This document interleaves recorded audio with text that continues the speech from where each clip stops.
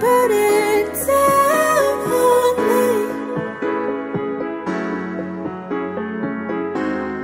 At this time you're all I need. You're my cup of coffee in the morning, morning, morning. You're my cup of coffee in the morning, morning, morning. Behind these curtains, I know for certain you'll give me clarity. And I feel that whatever's lurking, I think it's working. You got the spell on me, and you know that I'm the type to just roll with it. Don't need fancy for cold living. All I want is your caregiving, red feeling. I just wanna keep you up to the morning, do a little exploring. Love me good till it's pouring, storming. Baby, put it down on me. At this time you're all I need. You're my cup of coffee in the morning, morning, morning. You're my cup of coffee in the morning, morning, morning.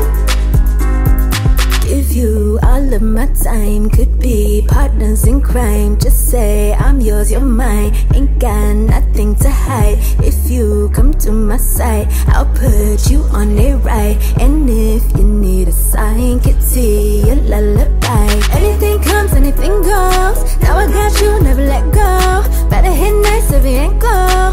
Let me give you a little inspo. Better fulfill my fantasies. Gotta see if you're into me. Maybe we'll make a symphony. Sing for me. Baby, put it down on me. At this time you're all I need.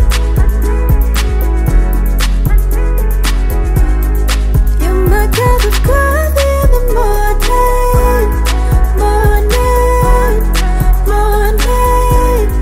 You're my cup of coffee in the morning, morning, morning.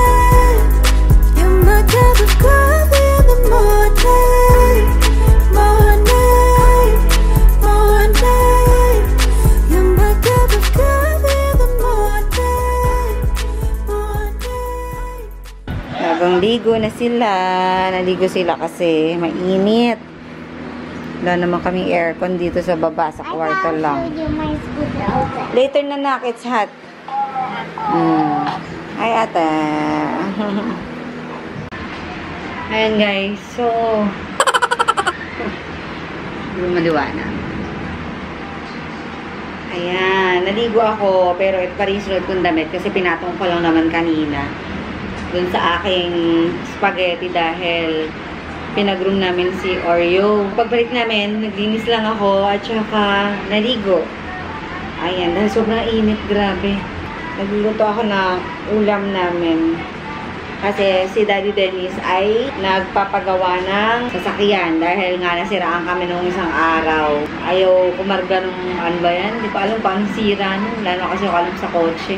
Pakita ko pala sa inyo yung aming pinamili kahapon sa hypermarket dahil pagkatapos namin pumunta sa Uniwide para bumili ng school supplies, uniform, at saka bike nila Ate Amara, SN, mga bata, Kuya Ivers, Kuya Kidan.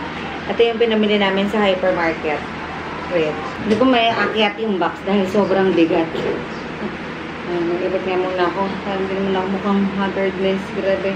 Nakaligo ko lang pero pagod parang naligo na ako sa pawis. Oo nga pala. Naglagas na yung mga pilik mata ko. Ayan. Plano ko eyelashes ulit na itong darating na week. Kasi para naman kahit haggard ako sa pagsiset up namin sa mga event, mukha naman akong tao, no? So, yun na nga. Namili kami sa hypermarket kahapon. Ito. Para may stock. Alam ko may mga chips dito. Pero kasi Kahit na chips naman kami, tsaka mga bata. Make sure naman namin na healthy pa rin yung mga kinakain nilang food. So, ayan. Bumili kami ng 2 potato chips, isang Bicat, 2 roller coaster, kasi favorite nila Amara, yung mga pinibili namin, mga bata. Moby, isa lang ba ito? Parang 2 din yata yung binili ko nito. Ayan, 2 Bicat. Alam ko, tigda 2 ito eh. 2 Bicat, 2 roller coaster, 2 potato chips. Moby, alam ko meron pa isa. Tapos, bumili din ako nitong Hansel Mocha. Sunflower crackers na chicken flavor kasi favorite namin. Nag-aagawan kami dito. Tsaka yung original. So, buti doon meron. Ayan. Maganda siya kasi naka-individual packaging. Hindi na required ubusin yung isang pack ng ganito pag binuksan. Pumili din ako na tong bread pan. Garlic flavor. Favorite namin. 6 yung binili ko na to. Pero 5 lang yung nakita ko dito sa box. 2, 4, 5. And bumili din kami na tong Yakult. Kasi maganda siya everyday. Once a day. Maganda siya sa tiyan. Ayan. Yung original na Yakult yung binibili namin. 2 yung binili ko kasi madami kami. Though hindi naman kami laging umiinom ng ganyan ni Daddy Dennis. Mas pinaprioritize namin yung mga bata sa pag-inom ng mga ganyan healthy drinks, healthy food, yun. Bumili din kami nitong kape ko brown. Itipid to eh, kasi sa isang sachet, hati kami ni Daddy Dennis, nakaka-2 cup or 2 timpla sa isang sachet. Kasi pag inubos nyo yung isang sachet sa isang cup, sobrang tamis. Ang tapang niya, sobrang tamis. Mag-a-acid kayo. Kasi guys, nakaka-acid pag sobrang tamis din ng kinakain or iniinom. Tapos syempre bumili ako nitong Broas. Ayan, favorite din namin yan. Lalo na nila Ate Amara. Then, favorite din nila tong chocolate chip cookies. Hindi ako makapag-bake kasi wala akong oven. Kaya, for the meantime, bibili muna ako ng ganito. Actually, si Daddy Dennis ang binibili is yung Chips Delight. Pero ako kasi, mas prefer ko to. Though, pero walang namang masarap. Wait lang, yung akin niluluto. Ayan. Multitasking. Bumili din ako na tong 2 Mogu lychee. 2 malaki na. Tapos bumili din kami nitong Vitasoy na chocolate flavor. Kasi ito yung nilalagay nila Amara sa mga cereals. Kaya lang wala na pala kaming cereals. Kung nakalimutan kong bumili na cereals. Tapos bumili din kami nitong Alaska na fresh milk. Gusto namin to. Saktong-sakto yung lasa. Pati yung tamis. And then, bumili din kami na itong Del Monte Original Blend Ketchup. Favorite ni Amara Bells. Yan, nag-iisang babae. Alam nyo na. Tatry ko itong Jofran na Sriracha Hot Chili Sauce. Kung okay din siya. Tapos, bumili din kami nitong 2 Pure Foods Corn Beef. Gusto ko siya kasi pag nilalagyan namin ng konting sabaw at saka patatas. Tapos, ito, Reno na liver spread.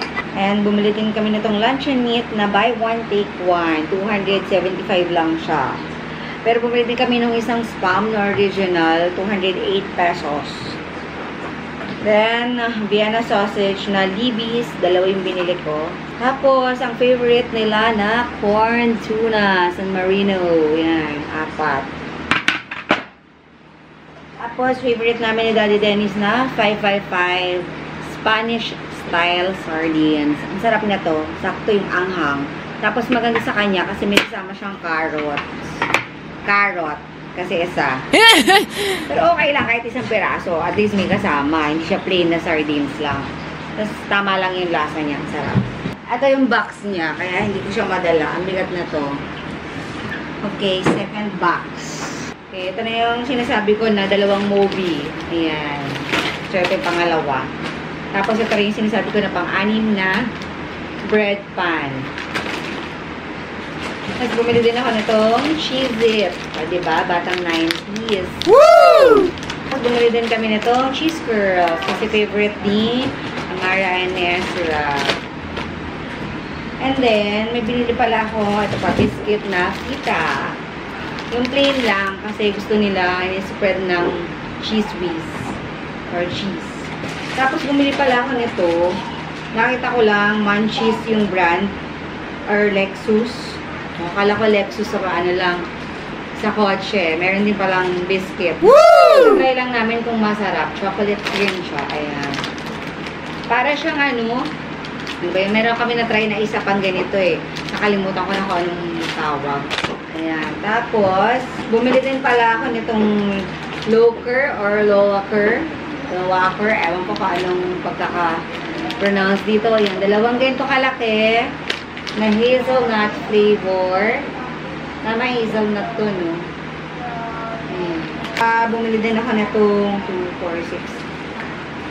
6 na ganito ka-liliit. Same, ano din, same flavor. Tapos isang Lotus na Biscoff cream. Ayan.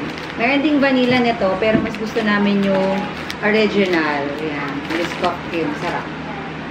Wait, nan pa isa. Ayan, tapos bumili pa rin pala ako ng ano, bumili din pala kami ng New Bake na tinapay. Kasi masarap siya pagka tinotoast. Tapos, bumili din si Daddy Dennis ng hotdog na bossing.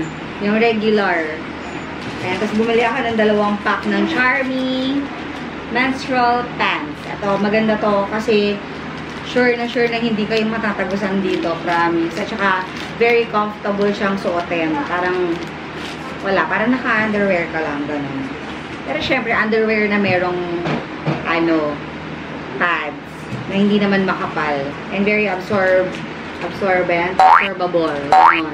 Yun. Tapos, bumili din kami nitong SM Bonus Baby Wipes. Tatry lang namin soft and thick. Ayan, para lang dito sa bahay. Hindi naman pa muna sa mga wet packs ng bata. Kasi, malaki na sila Ate Amara at si Ezra. So, hugas-hugas na lang sila. Ito, para lang sa mga kamay, sa bibig, ganyan. Tatry lang. And then, bumili pala kami nitong Goodest na brand for the cat.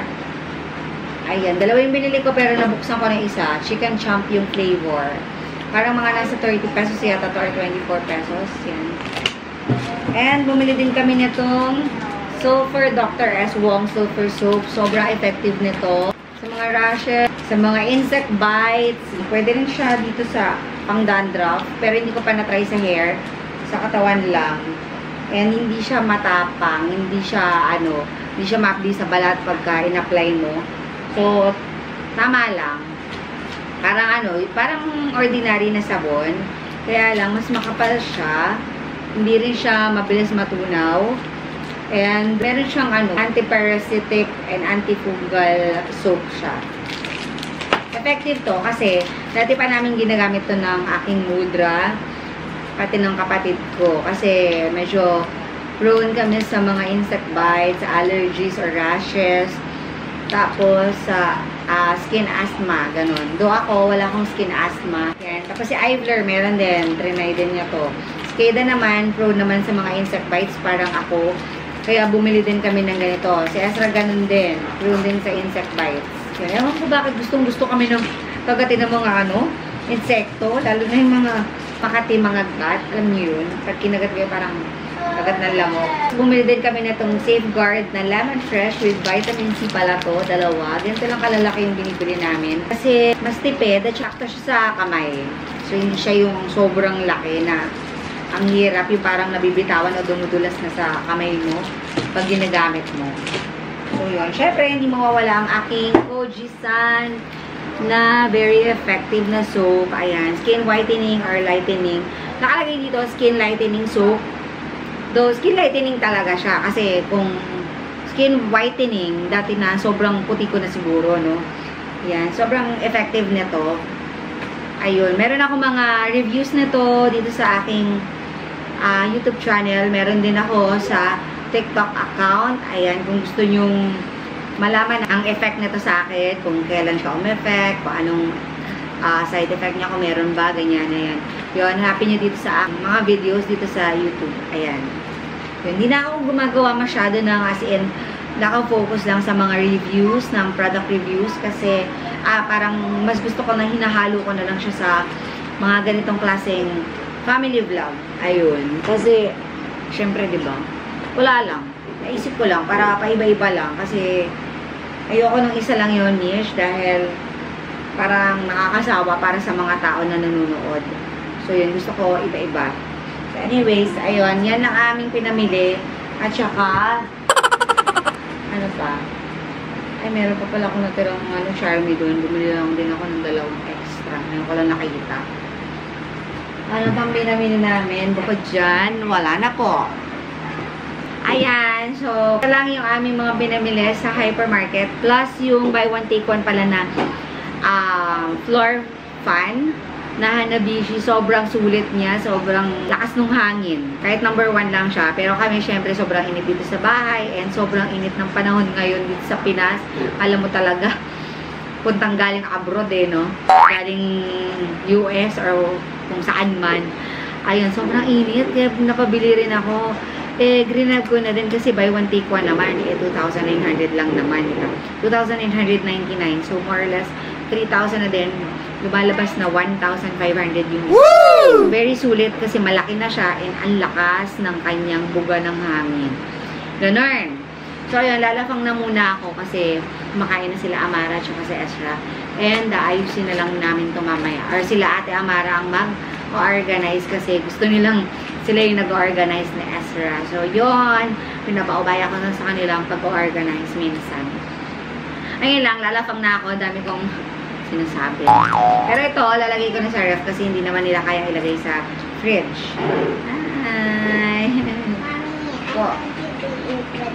Oh, kakain na ako doon. Oh, gusto na daw niya din mag-eat ako. Guys, subscribe na yung channel sa big thumbs up, guys. Big thumbs up. Hit the bell button, guys. You're the best, guys. Bye!